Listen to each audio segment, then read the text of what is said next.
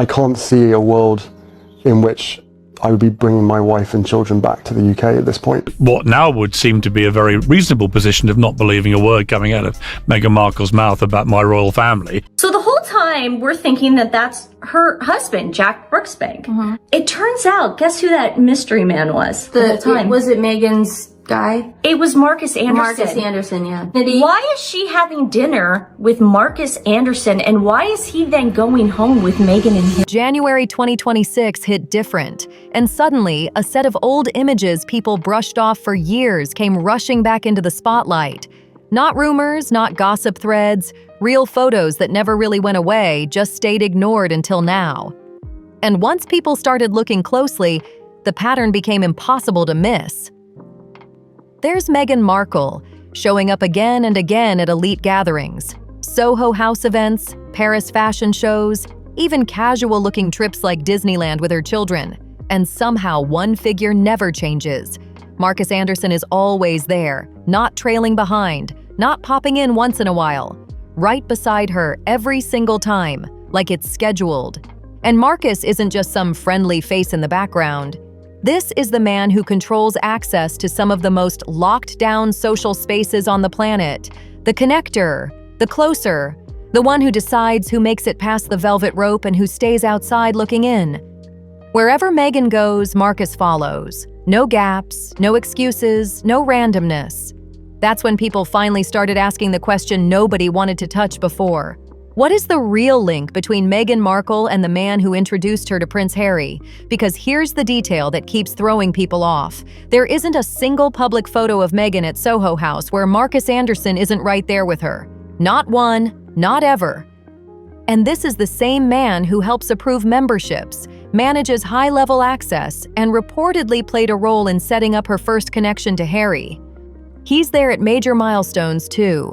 The baby shower, the wedding, private trips, and standing above all of this is Nick Jones, the founder of Soho House himself.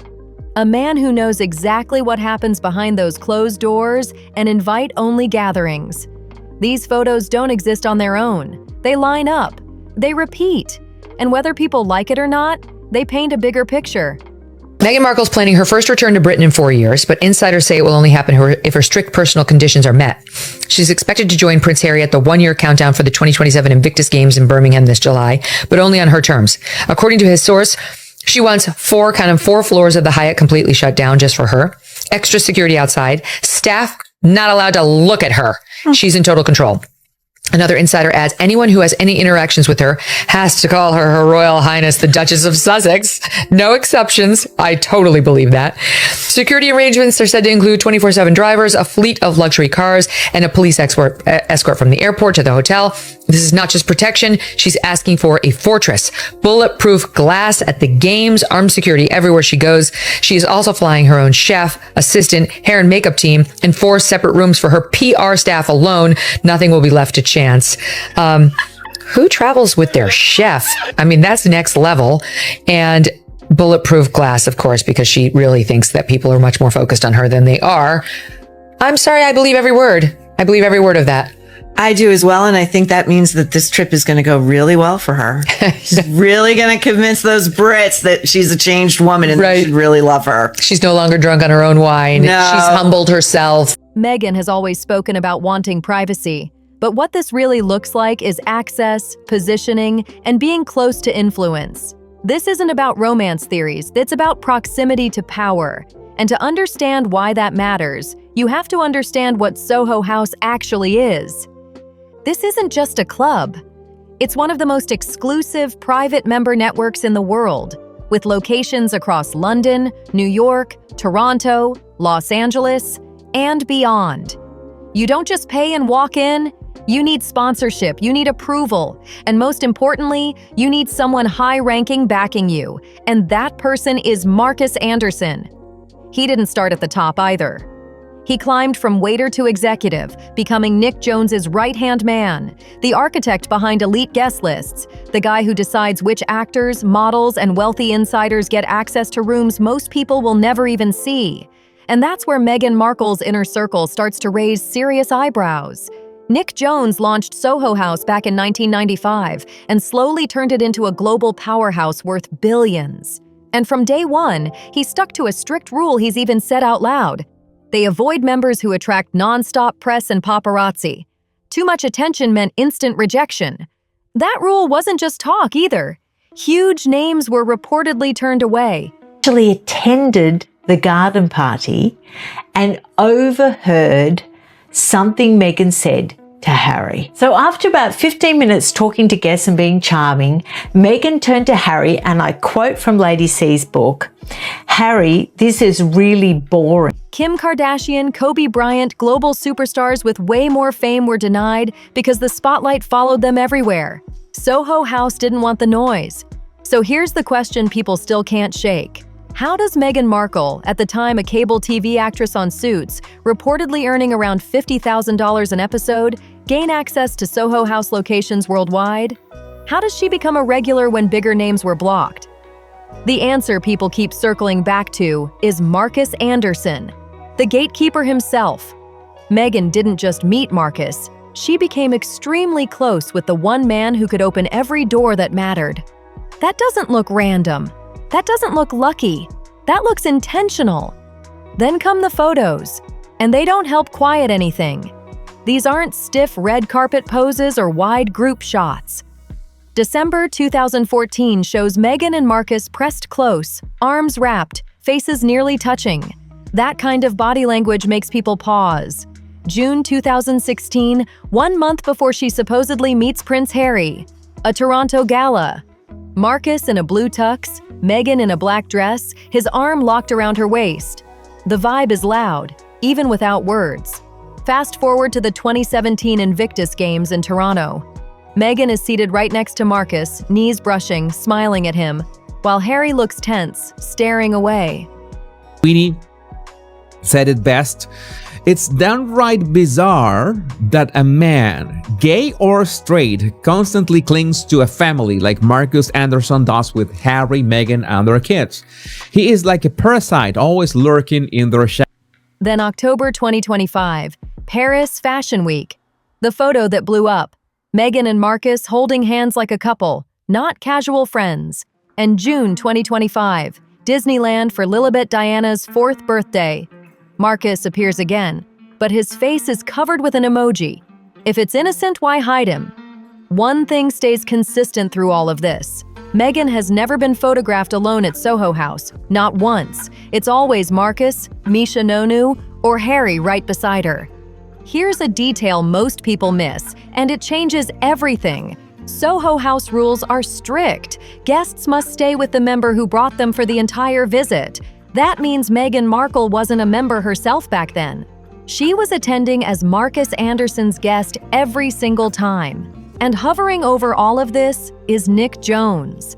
Even after stepping down as CEO in November 2022 following a prostate cancer diagnosis, he stayed deeply involved in creative direction and membership decisions. This direct message from Meghan Markle. A private message. Yeah. And it said, "Hey, I'm a big fan, and so excited you're following me." And this is She said to you. This was about 3 years ago, and I replied, and we corresponded quite regularly on Twitter. Insiders say he knows exactly what happens inside his clubs. Every private room, every closed-door gathering, every carefully arranged meeting. Soho House isn't just a hangout spot. It's a high-powered networking machine built to connect ambitious people with wealth and influence, all far from cameras. Deals are made, relationships form, doors quietly open. Jones also owns Babington House, the private countryside location where Meghan and Prince Harry reportedly had early dates. Sources say Marcus handled the logistics, securing rooms, controlling privacy, and keeping everything sealed tight. That's not casual friendship energy, that's coordination. Babington House itself has a reputation. Insiders describe it as edgy, a place where connections go deeper than surface-level networking, hidden behind fireplaces and private walls. According to royal biographer Katie Nicholl, the official story of how Harry and Meghan met doesn't fully add up. Reports say Harry went directly to Marcus in July 2016 and asked him to arrange a private introduction at Soho House, London. A small group, no pressure, total control. Think about that setup. Meghan Markle's best friend, who set her up with Prince Harry, has vanished. Whatever happened to Meghan's best friend Marcus Anderson? The tall, handsome Canadian was third wheel in the early days of her romance with Prince Harry, and he was front and center at their 2018. Marcus introduces his close friend Meghan to Harry, then stays involved, arranging private dates, securing exclusive spaces, and smoothing every move behind the scenes. That's why people call Marcus a fixer, not a rumor, a role. A fixer is someone who makes things happen quietly, someone who opens doors others can't even find. And here's the key detail. During her Suits years, Meghan wasn't elite famous or deeply connected. She had drive, but access came later. Then everything shifts. Once Meghan Markle becomes close with Marcus Anderson, her world opens fast. Suddenly she's moving across Europe, showing up at locked-down parties, mixing with wealthy insiders, and entering spaces most working actors never reach. That level of access doesn't just happen. Marcus's entire career is built on knowing who matters and making introductions count. When Meghan entered his inner circle, she stepped into a global network stretching from London to Toronto, Los Angeles, and beyond. Wherever she went, doors opened, smoothly, quietly, and consistently. That's not casual friendship energy, that's facilitation. And people naturally start asking, what did Meghan bring to the table in return for all that access? Look at the timeline. A cable actress becomes a Soho House regular. A Soho House regular meets Prince Harry. That connection leads to marriage, global fame, and a royal title. That's not random. That's momentum guided by someone who knew how the system worked. And so for Harry himself, he's now, in many people are suggesting, trapped. And as his mother famously said in that line, it's difficult because there's three of us in this marriage. History, truly, according to that source, is repeating itself. Harry is very much sort of whatever is suggested, he has to go along with it. Fast forward years later, after the wedding and the royal exit, Marcus is still there. He appears at the 2018 royal wedding, the 2019 New York baby shower, Paris Fashion Week in October 2025, and even Disneyland in June 2025. Sources describe him as one of the most influential people in Meghan's life, second only to Harry. And yet Marcus avoids the spotlight. He's missing from the Netflix series. His face is hidden with an emoji in family photos. If the bond is harmless, why the secrecy? That silence only fuels curiosity. The photos raise eyebrows, and the dynamics feel tense. At the 2017 Invictus Games, Meghan beams at Marcus while Harry looks uneasy. Insiders say Harry struggled with how central Marcus remained during private moments. But here's the twist. Marcus introduced them. He arranged early meetings. He's been part of Meghan's life longer than Harry has. Questioning Marcus would mean questioning the very foundation of their story. And that puts Harry in an impossible position. If Prince Harry questions Marcus Anderson's role, he's questioning one of Meghan Markle's closest relationships. What now would seem to be a very reasonable position of not believing a word coming out of Meghan Markle's mouth about my royal family. Now, most people now agree with me about the veracity of what comes out of her mouth. But at the time, this was deemed so controversial that my company, rather than defending my right to free speech, the network said you've either apologize for disbelieving her or you have to leave. And if he accepts Marcus, he's also accepting another man with rare access to his wife and inner circle. That's not a small thing, especially considering Harry stepped away from his own family, creating distance with Prince William and King Charles III to stand by Meghan. So if doubts ever surface about Meghan's connections or priorities, what does that mean for everything Harry gave up? Now zoom out and look at what Soho House truly offered Meghan. This wasn't just trendy rooms or stylish parties, it was access to powerful networks that reshape lives. Through that circle, Meghan crossed paths with people like Ron Burkle, fashion insiders, stylists, and elite social figures. Connections followed fast. Jessica Mulroney, ties to Toronto's upper circles, and even Serena Williams. These relationships didn't appear randomly. They flowed through Marcus Anderson's network, the same system that helped Meghan move from working actress to global figure comfortable in royal spaces.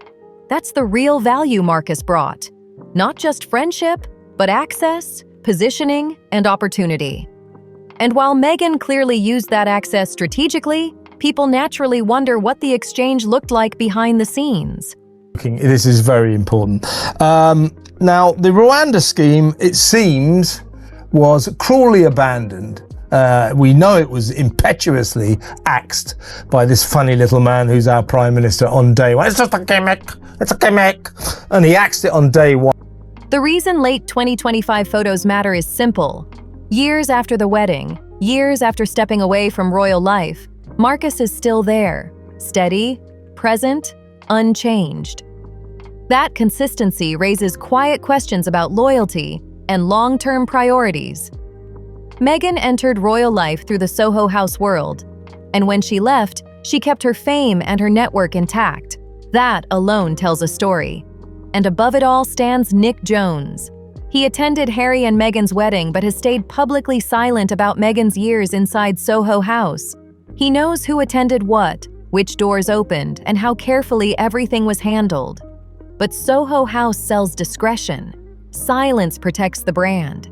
And sometimes, silence says more than words ever could. No, worth it. Remember? I'm a real mom. But you know what it got me thinking about? Meghan and Harry's travel safe obsession.